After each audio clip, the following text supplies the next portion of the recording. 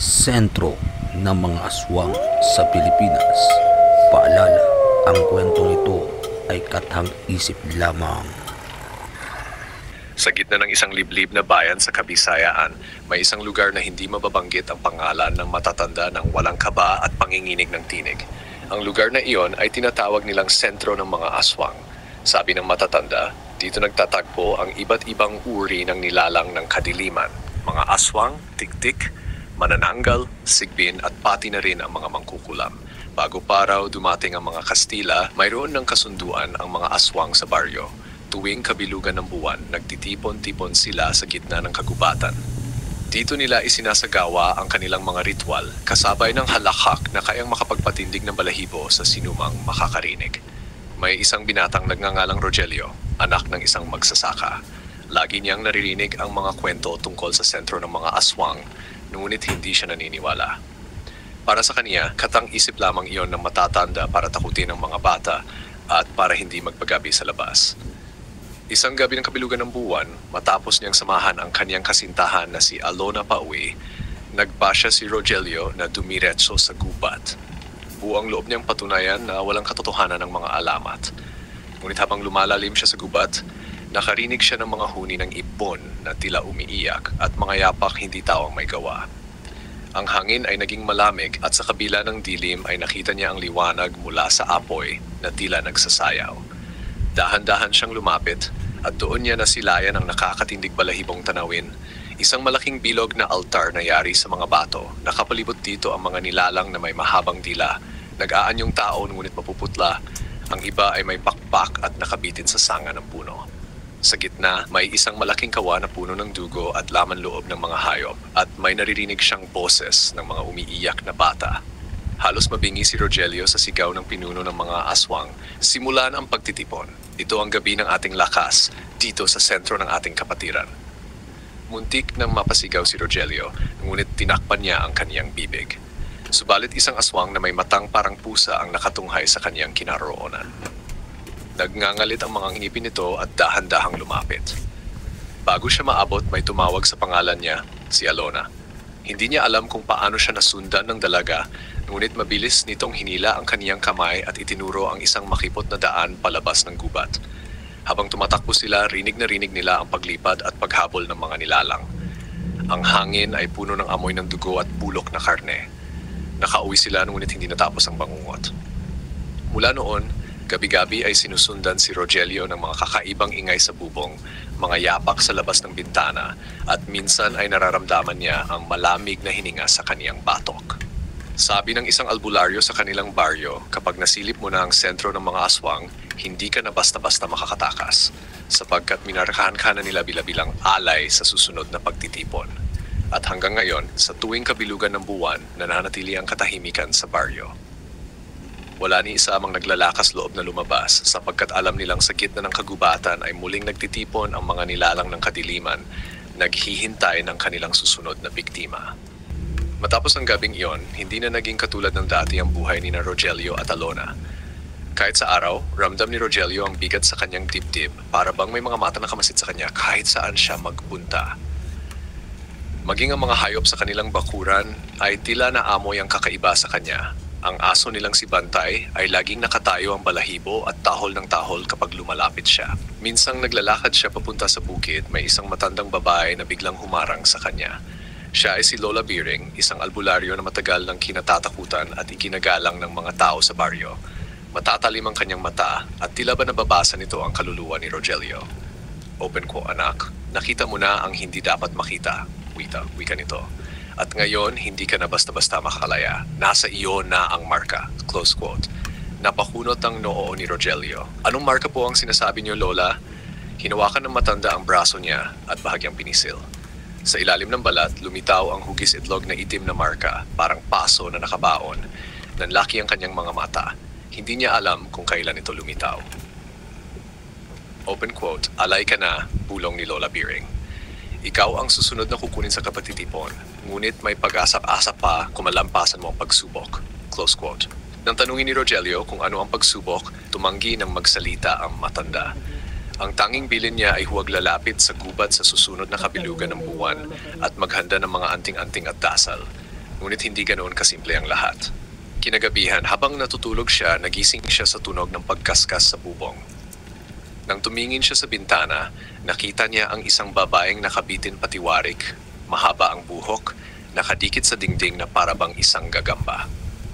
Ang mga mata nito'y mapupula at mula sa bibig ay nakalawit ang mahabang dila. Narinig niya ang paos na boses nito. Open quote, ikaw ang susunod na sa amin, close quote. Muntik na siyang mapasigaw ngunit agad siyang niyugyog ni Alona para magising, ngunit hindi iyon panaginip. Sa sahig ng kanilang silid ay may naiwan, isang patak ng dugo at sa dingding ay may bakas ng kuko na tila dumaan ang nilalang. Kinabukasan, lumapit muli si Rogelio kay Lola Biring. Sa takot na hindi siya makaligtas, nakiusap siya ng tulong. Doon ipinagtapat ng matanda ang mas nakatakot na katotohanan. Open quote, ang baryo natin, anak, ito mismo ang sentro ng mga aswang. Kaya hindi tayo pinapakialaman ng gobyerno, kaya natatakot ang mga taga-ibang lugar dito. Lahat tayo, bantay nila. Pero tuwing may napipili silang alay, wala ni isamang nakakaligtas. Isa ka na ron. Close quote. Nanlumo si Rogelio, pero pinatibay siya ni Alona na manindigan. Hindi niya kayang isuko ang sarili. At higit sa lahat, hindi niya kayang iwan ang kasintahan. Sa huling pahayag ni Lola Biring, nagbigay siya ng babala, open quote, kung gusto mong mabuhay, kailangang pumasok ka mismo sa sentro ng mga aswang bago pa nila kunin ka. Doon mo malalaman ang lihim kung paano sila mapapahina. Ngunit tandaan mo, anak, kapag pumasok ka, baka hindi ka na makalabas. Close quote. At dumating gabi ng kabilugan ng buwan. Ang hangin ay mabigat, ang mga aso ay tahol ng tahol, at sa di kalayuan ay muling nag-aalab ang apoy sa gitna ng gubat. Hawak ang isang lumang krusipiho at langis na bigay ni Lola Biring. Nagpasya si Rogelio na pumasok. Kasama niya si Alona kahit anong tutol niya. At sa kanilang paglapit, naririnig na naman nila ang nakapanghihilakbot na sigawan at halakakan ng mga nilalang sa gitna ng dilim. Ngunit sa pagkakataong ito, may isa silang nadiskubre. May isang malaking pintuan sa ilalim ng lupa nakatago sa gitna ng altar ng mga aswang. At dito nila matutunghayan ang pinakamatinding sikreto ng sentro. Habang nakasilip sina Rogelio at Alona mula sa likod ng mga punong kahoy, hindi nila mapigilang manginig sa nakita. Ang altar ng mga aswang ay mas nakakatakot ngayon, puno ng mga nilalang na iba-iba ang anyo. May nakalilipad, may gumagapang na parang ahas, at may mga mukhang tao, ngunit nabulok na ang balat. Sa gitna ng altar, nakapalibot sila sa isang malaking pintuan na yari sa bato at bakal, nakabaon sa lupa at nababalutan ng mga ukit na kakaibang simbolo. Nagtatawanan at nag-aawitan ng mga bulong ang mga aswang habang isa sa kanilang pinuno, isang matandang lalaki na may mahabang kuko at mapuputing mata, ang tumindig sa gitna. Open quote, ngayong gabi, wika nito sa boses na parang kumakalabog sa dibdib, bubuksan muli natin ang lagusan patungo sa ating pinagmulan. Ang dugo ng mga alay ang magiging susi. Close quote. Nakita ni Rogelio ang ilang tao na nakagapos sa gilid ng altar, mga nawawala sa kanilang baryo nitong mga nakaraang linggo. Mga kababaihan, matatanda at bata, lahat ay umiiyak at humihingi ng saklolo. Hinawakan ni Alona ang kamay ni Rogelio. Hindi na tayo pwedeng umatras. Kailangan natin silang may ligtas, bulong niya, kahit nanginginig ang tinig. Tahimik silang gumapang papalapit, hawak ang krusipiho at langis na bigay ni Lola Biring. Ngunit biglang lumakas ang hangin at nagsimula na magbukas ang pintuang bato. Unti-unting umaangat ang takip nito habang may liwanag na mapula ang kumakawala, kasabay ng amoy ng bulok na laman at usok na parang galing sa ilalim ng lupa. Doon nakita ni Rogelio at Alona ang nakatatakot na tanawin. Isang higanteng nilalang na anino, may sungay at mahahabang pakpak ang nakasilip mula sa lagusan. Ito ang tunay na pinagmumulan ng kapangyarihan ng mga aswang.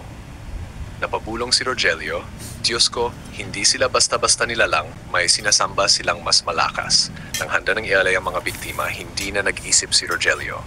Tumakbo siya palabas, sabay sigaw. Open quote, huwag niyong gagalawin ang mga tao. Close quote. Napalingon ang lahat ng aswang, ang kanilang mga mata ay nagningning sa dilim. Agad na tumawa ang pinuno. Open quote, narito na ang alay na aming hinihintay. Close quote. Mabilis na nilapitan si Rogelio ng tatlong nilalang, isa'y may pakpak, isa'y may mahabang dila at isa'y naglalaway na parang aso. Ngunit bago pa sila makalapit, itinapon ni Rogelio ang langis at agad itong nagliyab, sumiklab ang apoy na parang humahadlang sa mga nilalang. Nagkagulo ang mga aswang, nag-iingay at nagtatalsikan. Samantala si Alona ay mabilis na pumutol ng mga lubid na mga bihag. Isa-isa niyang pinalalaya ang mga ito. Ngunit habang ginagawa niya ito, lalo pang bumukas ang lagusan at unti-unting umaahon ang higanteng nilalang na kanilang sinasamba. Ang lupa'y lumindol, ang mga puno'y nag-ingay na para bang umuungol. Sa puntong iyon, sumulpot sa likod nila si Lola Biring, may hawak na mahabang tungkod na may nakapulupot na dahon ng palma at rosaryo. Open quote, Rogelio, Alona, ang tanging paraan para maisara ang lagusan ay ang dugo ng may marka. Close quote. Nanlaki ang mga mata ni Rogelio. Siya ang may marka. Siya mismo ang susi. Hindi niya alam kung kakayanin ba niya ang sakripisyo. Ngunit habang nakikita niya ang mga inosenteng tao at ang dalagang mahal niya, alam niyang kailangan niyang magdesisyon. Tumayo si Rogelio sa gitna ng altar, humarap sa pintuan at idinantay ang kanyang palad sa batong pintuan. Agad siyang nakaramdam ng matinding sakit, parang hinihigop ang kanyang lakas at kaluluwa. Ang mga aswang ay nagsisigaw, pilit siyang hinahabol, ngunit pinipigilan ng apoy at dasal ni Lola Biring. Si Alona naman ay umiiyak, yakap-yakap ang braso ni Rogelio. Open quote, mahal, huwag mong gawin ito, baka mawala ka.